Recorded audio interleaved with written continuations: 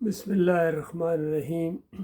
دیکھیے، دنیا میں کوئی انسان 2 نمبر چیز کو یا ملاوٹی چیز کو پسند نہیں کرتا ہے۔ تو رب العالمین جو کائنات کا مالک ہے، وہ 2 نمبر دین کو یا ملاوٹی دین کو کیسے قبول کرے گا؟ اس لیے مالک نے اعلان فرمایا کہ اللہ کے نزدیک صرف دین اسلام ہے بس، اور اسلام کے علاوہ جو دین بھی ہوگا، جو طریقہ بھی ہوگا، جو سسٹم بھی ہوگا، وہ مردود ہے، قابل رد ہے، اور ایسے سارے لوگ آخرت میں خسارے میں جانے والے ہیں۔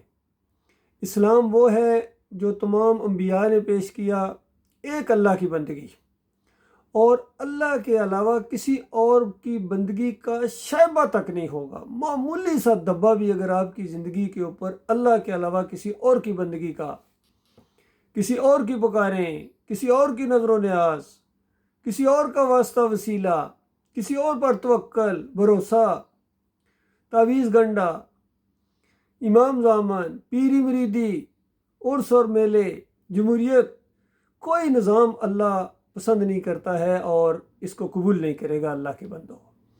اور ساری عبادات جو کی ہیں دنیا کے اندر، یہ منہ پر دے ماری جائیں گی، اور دنیا میں بھی ذلیل و خوار ہو گئے، کیونکہ 2 نمبر انسان کو کوئی پسند نہیں کرتا ہے، اس کی عزت نہیں ہوتی ہے۔ عزت کھرے کی ہوتی ہے، عزت مخلص کی ہوتی ہے، جو اپنے ساتھ مخلص ہو، اپنی قوم کے ساتھ مخلص ہو، اپنے مالک کے ساتھ مخلص ہو، اپنے دین کے ساتھ مخلص ہو، مسلمانوں کے ساتھ مخلص ہو، اس کی عزت ہوتی ہے صحیح معنوں میں۔ اور اصلی عزت وہ ہے جو اللہ کی عزت ہے، اور اللہ تعالیٰ ایمان کی وجہ سے عزت دیتا ہے۔ اللہ کے ہاں یعنی جس کی عزت ہے وہ عزت ہے۔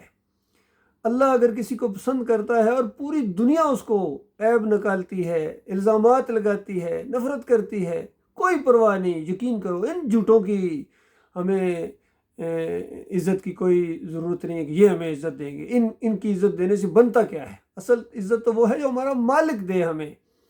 تو اللہ کے بندوں، آج یہ امت مسلمہ جو پوری دنیا میں راندہ درگاہ ہے، اسی کی یہی وجہ ہے کہ ان کے اندر 2 نمبر ہیں۔ ان کے سیاسی لیڈر 2 نمبر ہیں، وہ دین کا نام نہیں لیتے، اصلی دین کا نام نہیں لیتے، اور اگر کوئی دین کا نام لیتے ہیں تو اپنی سیاست چمکانے کے لیے، اپنی کرسی کو حاصل کرنے کے لیے۔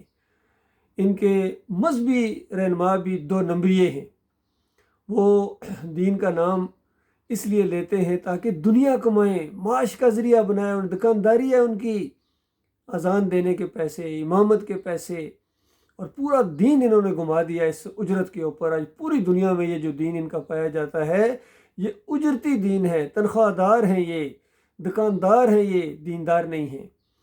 ہمارے جتنے ڈکٹیٹر آئے یہ بھی 2 نمبر ہیں، یہ بھی فراڈ کرتے ہیں، دین کا نام لیتے ہیں اپنی اس ڈکٹیٹری کو ثابت کرنے کے لیے، اور چند دن یہ اپنی نوکری کو پکا کرنے کے لیے، ورنہ کوئی مخلص نہیں ہے دین کے ساتھ، یقین کیجئے۔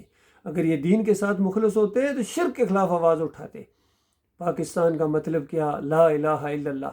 ان کو لا الہ الا اللہ کا مطلب نہیں آتا تھا، تبھی تو انہوں نے یہ نعرہ لگایا تھا۔ اور اگر لا الہ الا اللہ کا مطلب ان کے سامنے رکھا جائے تو ان کو آگ لگ جاتی ہے کہ لا الہ الا اللہ تو ان ساری مورتیوں کو توڑتا ہے، ان مندروں کو توڑتا ہے، ان مزاروں کو توڑتا ہے، ان گنبدوں کو توڑتا ہے، پیری مریدی کو توڑتا ہے، عرس اور میلوں کو توڑتا ہے، جمہوریت کو توڑتا ہے۔ لا الہ الا اللہ، تم لا الہ الا اللہ کے معنی سے واقف نہیں ہو، اس کے مفہوم سے واقف نہیں ہو۔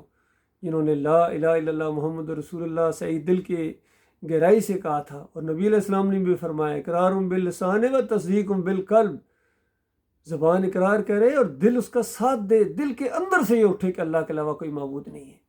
تو بتاؤ، اگر یہ کلمہ تم جانتے ہوتے تو اس ملک کو لینے کے بعد تم نے یہاں جو فوج تیار کی ہے ان معبودوں کی، ان عبادت گاہوں کی، اور ان مندروں کی اور مزاروں کی، جو تمہارے مسلمانوں کے مندر ہیں جس کو مزار کہتے ہیں، وہاں جا کے بالکل وہی کچھ کرتے ہیں جو ہندو اپنے مزار کے سامنے، اپنے مندر کے سامنے کرتا ہے، اپنی مورتی کے سامنے جو بھی کرتا ہے، یہ اپنی قبر کے سامنے بالکل وہی کچھ کرتا ہے۔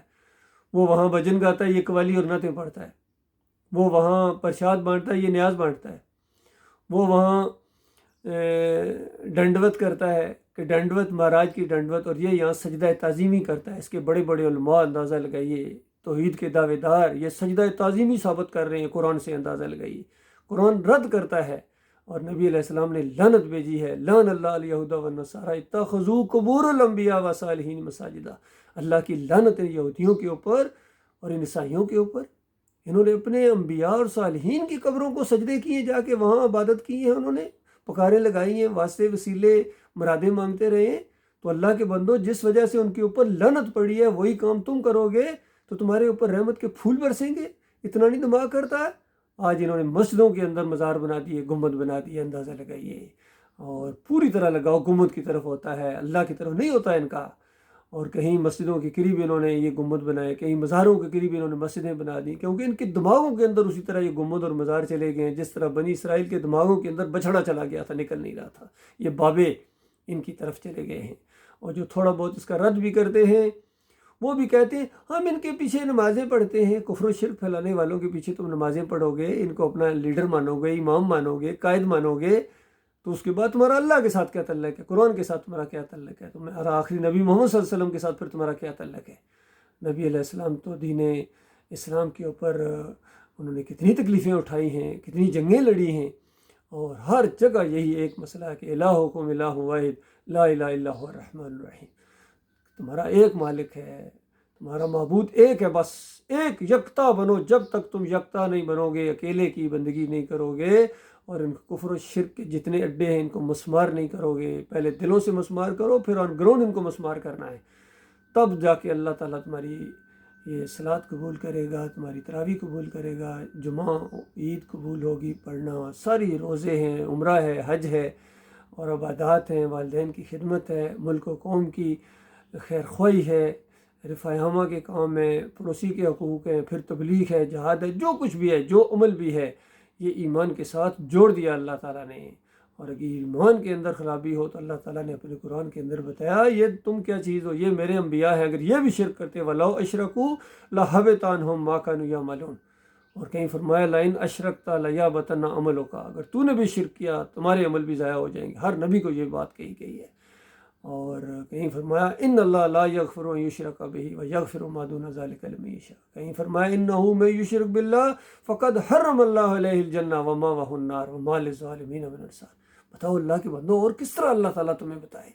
بہرحال حجت تمام ہے، بات مانو گے اپنا بھلا کرو گے، نہیں مانو گے تو اپنے اکابرین کے ساتھ، اپنے بڑوں کے ساتھ ہمیشہ کی آگ میں تمہیں رہنا پڑے گا۔ وہاں خون اور پیپ کی وادیوں کے اندر تمہیں غوطے دیے جائیں گے، اور آگ کے اندر ہمیشہ چین پڑے ہوں گے، توق پڑے ہوں گے، اور بڑے سے بڑا، چاہے کوئی صدر ہے، جنرل ہے، چاہے کوئی سیاسی لیڈر ہے، چاہے بڑا مفتی اعظم ہے، اگر ایمان کے ساتھ اس نے غدر کیا ہے، دھوکہ کیا، اپنے مالک کے ساتھ فراڈ کیا اس نے، تو اس کے بعد ہمیشہ کی آگ کے اندر اس کو رہنا پڑے گا۔ اللہ تعالیٰ اس خوفناک انجام سے اپنی پناہ میں رکھے۔ میں آپ کا بھائی ہوں، میں کوئی مولوی نہیں ہوں، میں کوئی پیر نہیں ہوں، میں آپ سب کا بھائی ہوں، یقین کیجیے آپ سب کا میں خیر خواہ ہوں۔